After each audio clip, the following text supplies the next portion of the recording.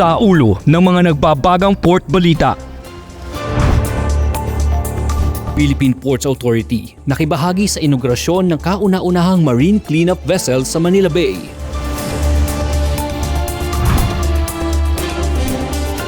Mga droga at iligal na kargamento nasabat sa mga pantalan sa Batangas at Agusan del Norte.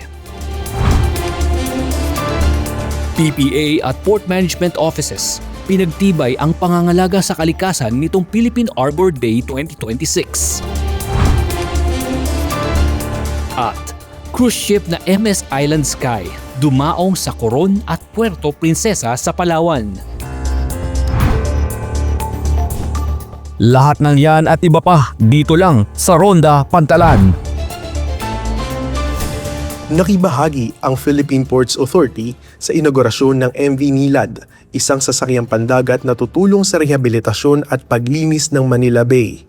Sa nasabing seremonya na ginanap sa Pier 15 Manila South Harbor, dumalo sina Department of Transportation Secretary Giovanni Lopez, Manila Mayor Isko Moreno Dumagoso, at mga opisyal ng PPA na sina Assistant General Manager for Operations, Attorney Mark John Polomar, Port Police Department Manager Senior Superintendent Genaro Manso Jr. at PMO NCR South Port Manager Catherine Esto.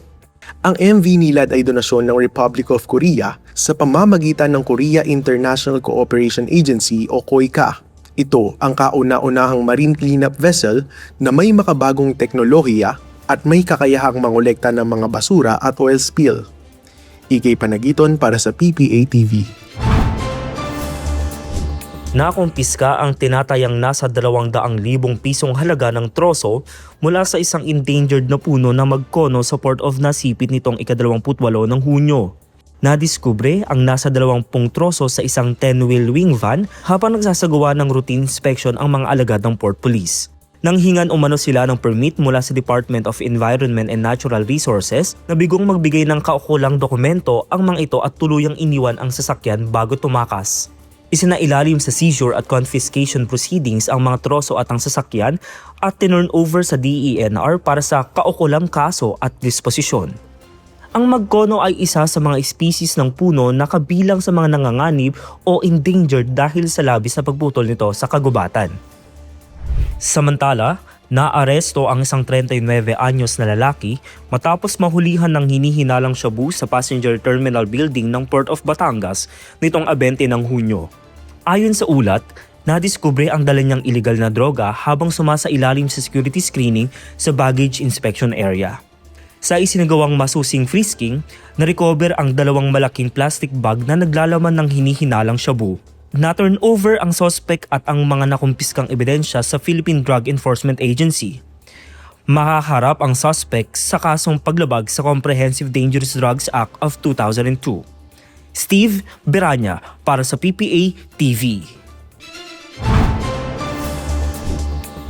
Bilang pakikiisa sa pagdiriwang ng Philippine Arbor Day 2026, nagsagawa ng iba't ibang tree at mangrove planting activities ang mga port management offices ng Philippine Ports Authority sa iba't ibang panig ng bansa bilang bahagi ng pagsusulong ng pangangalaga sa kalikasan.